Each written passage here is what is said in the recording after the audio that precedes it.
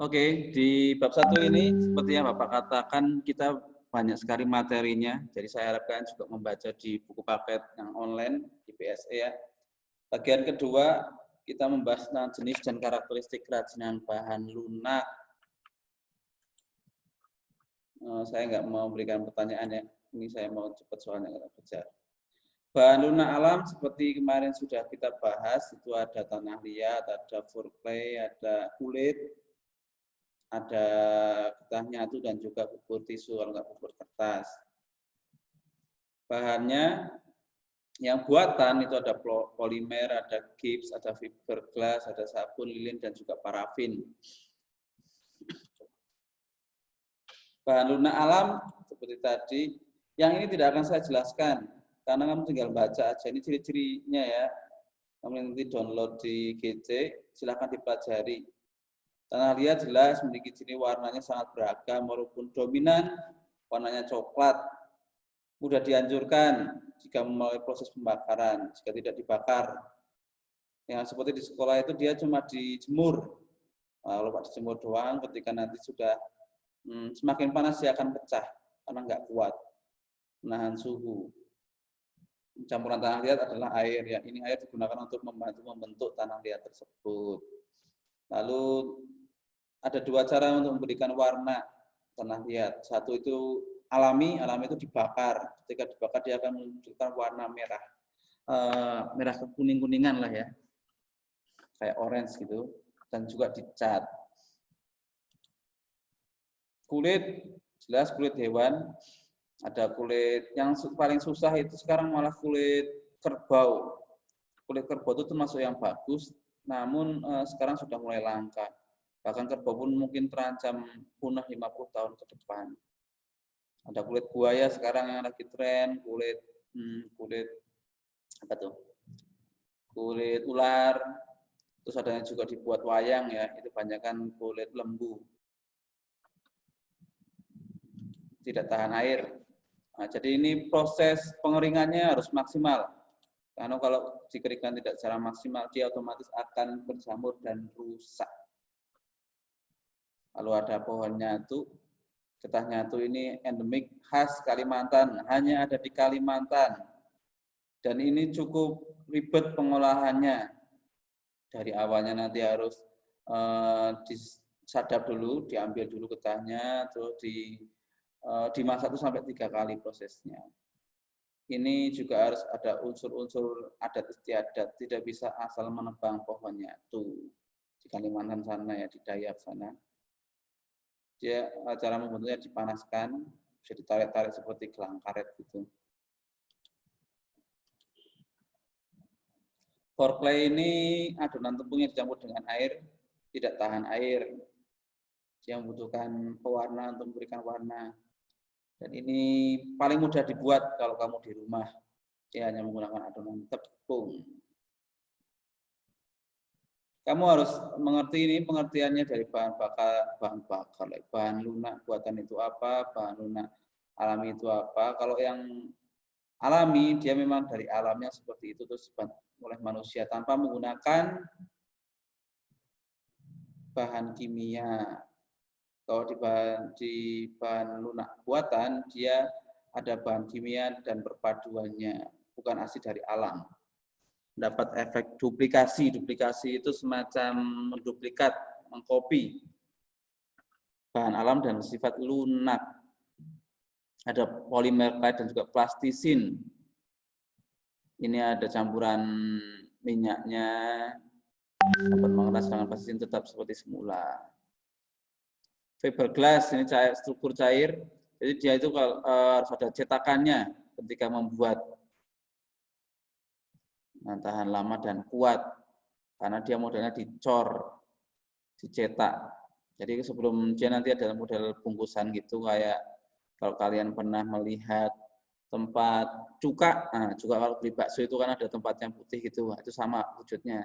Tapi ketika dia dikeluarkan, ditaruh di cetakan akan membentuk sesuai dengan bentuk cetakannya.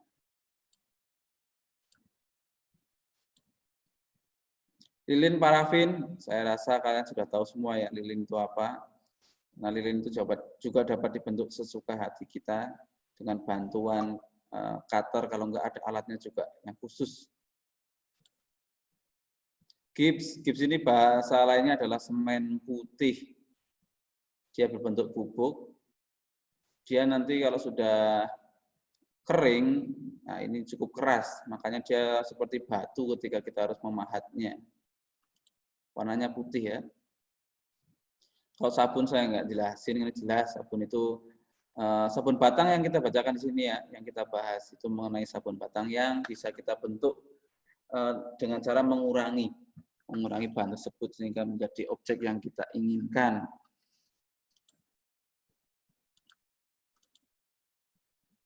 Yang ini saya pengen kalian membaca sendiri. Saya nggak akan menjelaskan lebih banyak.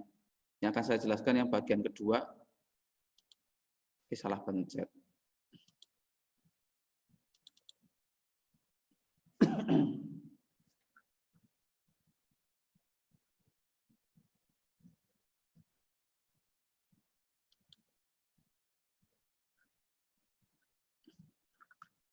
Banyak juga.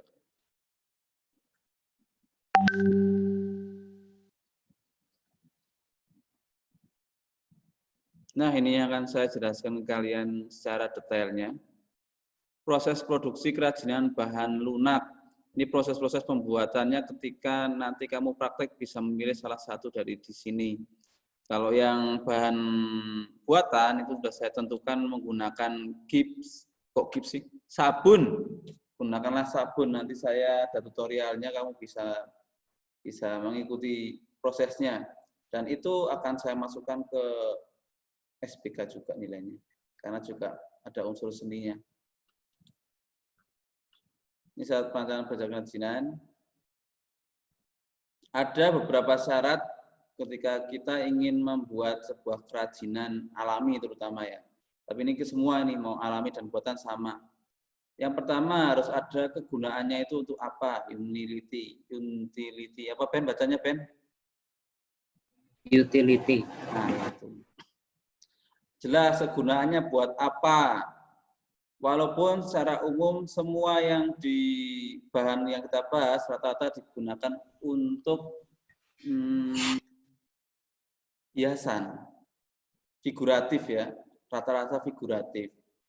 Lalu kenyamanan, misalnya desain cangkir ada pegangannya, kalau nggak ada pegangannya kan nggak nyaman tuh. Kaki bikin kopi panas nggak ada pegangannya, repot. Dan juga fleksibel, luwes. Itu tuh dapat digunakan untuk beberapa aja. Flexibility itu dia bisa berguna tidak hanya untuk satu hal. Misalnya gelas, cangkir yang sudah tidak terpakai lagi bisa buat tempat pensil. Nanti kalau udah pecah bisa dibuat keramik di ini, lantai, hiasan kamar mandi yang tempel itu. Lalu juga keamanan. Nah, ini makanya di sini penggunaan barang-barang tambahan seperti buatan ya, lebih banyaknya.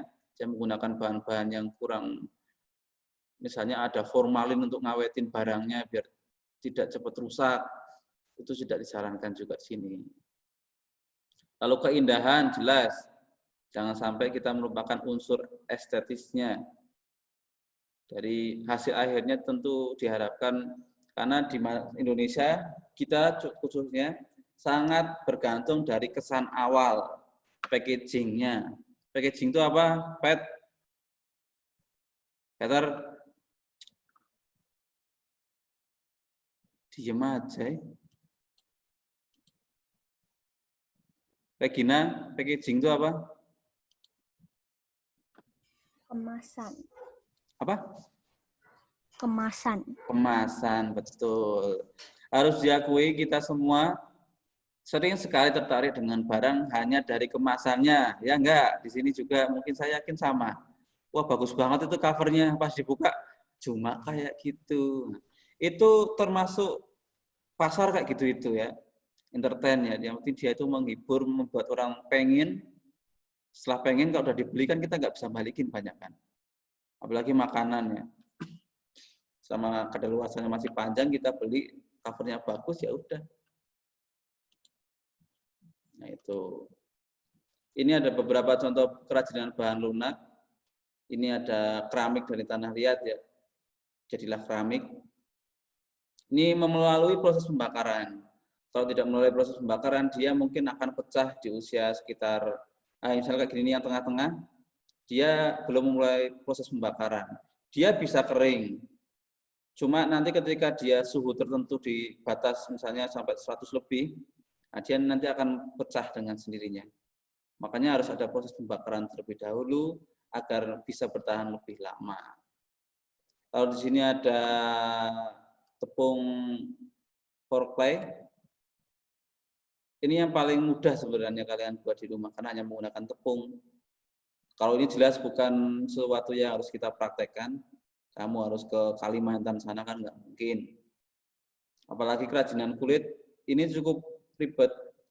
Kakak saya yang sering membuat kayak gini ini, untuk membuat ini mungkin butuh waktu sampai 1 bulan ya teman-teman ya. Detailnya ya, saya bayangin kalau kita yang praktek kayaknya nggak akan kerja. Dia membuat sketsa dulu di kulitnya sebelum dikasih warna. Jadi ini menggunakan pensil dulu, terus diberi warna sesuai warnanya. Dan ini ada hitungannya, ada lubang-lubangnya itu ada hitungannya, nggak asal membuat. Ini kalau nggak salah Krishna ya, Krishna di dalam pewayangan, Ratu Krishna. Kerajinan keramik, keramik dari bahasa Yunani, nggak tahu kenapa semua bahasa asing itu dari Yunani, nggak ada dari Jawa Barat gitu ya. Keramik, gitu ada. Dia mengalami proses pembakaran. Alat dan bahan di sini ada, ini yang pernah, saya nggak tahu angkatanmu siapa yang buat kemarin ya. Ini ada butsir. Butsir itu untuk mengurangi, dia menggunakan ujung ini. Semakin lebar dia akan banyak mengurangi. Lalu ada ini namanya alat potong, akan lebih mudah. Ada spon. Nah, spon ini berfungsi untuk menghaluskan tanah liat tersebut jika menggunakan teknik putar ini. Jadi kamu tinggal nempelin sambil diputar, dia akan mengurangi ditempelkan spon ini. Lalu ada juga apa nih? Namanya sih roll kayu. Dia untuk memipihkan tanah liat tersebut. Baru dari semua ini, barulah kita akan membakarnya. Membakar pun juga nggak boleh berlebihan. Makanya harus pinter-pinter. Dia harus tahu. Kalau di Jawa itu masih ada yang tradisional, misalnya membakar batu bata, itu bisa 3 hari dijamin aja, tumpukin menggunakan jerami. Kalau ini, mau batu bata, mau tanah liat, kalau melebihi batas, dia akan menjadi hitam kembali, jadi batu. Jadi yang kita lihat batu-batu yang gede-gede itu sebenarnya juga awalnya dia bentuknya cair. Tapi saking panasnya dan terkena air, dia menjadi batu. Jadi dengan kata lain, batu pun sebenarnya bisa kita cairkan di titik didih tertentu. Ada 5 teknik yang sangat dekat dengan kita, itu adalah teknik putar yang kita sering tahu ya. Ada lempengan tuh yang menggunakan putaran ini. Teknik pijit itu yang kemarin dipraktekkan di kelas 8 atau ya, Pak saya. Ada teknik pilin, ada teknik lempengan. Kalau cetak jelas ya. Nah ini ada kulit. Kulit itu sudah ditetapkan, wayang kulit terutama sudah milik jadi Indonesia. Itu tidak bisa diganggu gugat. Mungkin tinggal menasionalisasikan wayang kulit. Cukup menantang karena wayang kulit adalah wayang yang menggunakan bahasa daerah. Bahasa Jawa tapi yang tingkatannya lebih tinggi dari sekedar bahasa Jawa yang saya gunakan harian. Bahasa keraton. Ini sudah banyak dipelajari di negara-negara Eropa dan juga Amerika. Misalnya di Australia sudah ada mata pelajaran khusus untuk gamelan, di Amerika sudah ada, di Rusia juga sudah ada yang menjadi guru di sana, di dosen. Ini menjadi salah satu mata kuliah. Alatnya jelas, dia membutuhkan pahat. Pahatnya khusus ya teman-teman ya, ada ukurannya. Tidak bisa satu pahat itu enggak. Dia modelnya pipih, bentuknya pipih seperti ini, ujung-ujung ini. Ini ditekankan ke dalam kulitnya. Sekali lagi kulitnya harus steril. Sekalinya kulit itu tidak steril, maka usia dari kulitnya tidak akan lama. Paling akan berjamur. Harus ahli benar ini. Kita membutuhkan cutter, plong, gunting, mesin jahit. Hewan yang paling banyak dan bagus adalah sapi dan juga ada kerbau di sini. Kerbau ini bagus tapi sangat susah mencari. Sekali lagi saya bilang karena dia cukup budidayanya sudah mulai jarang orang yang tertarik dengan kerbau. Mungkin orang-orang yang teman-teman yang dari Kalimantan, suku-suku yang masih mana tuh, yang masih menggunakan kerbau di leluhurnya sebagai tanda itu mungkin juga masih ada. Proses pembuatannya jelas. Ini prosesnya cukup ribet. Kamu harus mengerok dulu, dicuci, dijemur. Ini nggak cuma sekali ya, karena harus menghilangkan bau amis dan lain-lain. Kulit setelah itu dikerok lagi, dicuci lagi, dan dijemur, dikasih garam malah enggak untuk mensterilkannya. Lalu diberi warna dasar biasanya cuma coklat biasa. Lalu diberi warna sesuai karakter ya kayak gini ini. Ini yang paling ramah di sini nih teman-teman. Kamu lihat ini detail harus dilubangin. Ini tidak serta-merta cuma hitam itu enggak. Dia harus dilubangin, benar-benar dilubangin. Ini Kresna. Lalu di sini ada bagong, namanya bagong ini ya. Hasil akhirnya seperti ini. Lalu ada foreplay atau adonan tepung. Bahannya jelas tepung. Boleh tepung terigu, tapioka, atau sagu menggunakan lem putih, lem fox itu ya yang kukusan itu. Semprot clear. Kalau sudah selesai semprot clear ini, clear itu seperti pilok tapi warnanya bening ya.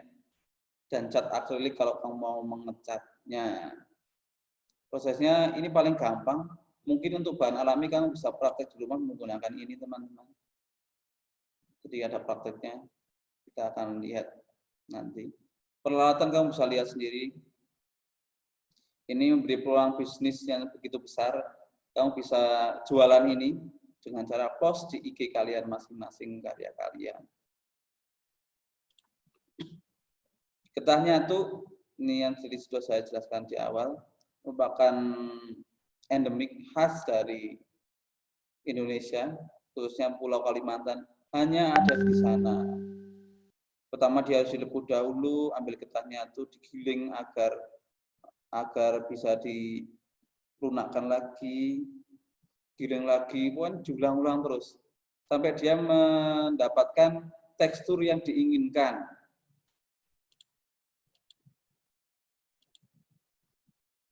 Itu teman-teman, ada yang ingin tanyakan untuk yang bagian ini? Silakan. Yang ingin bertanya.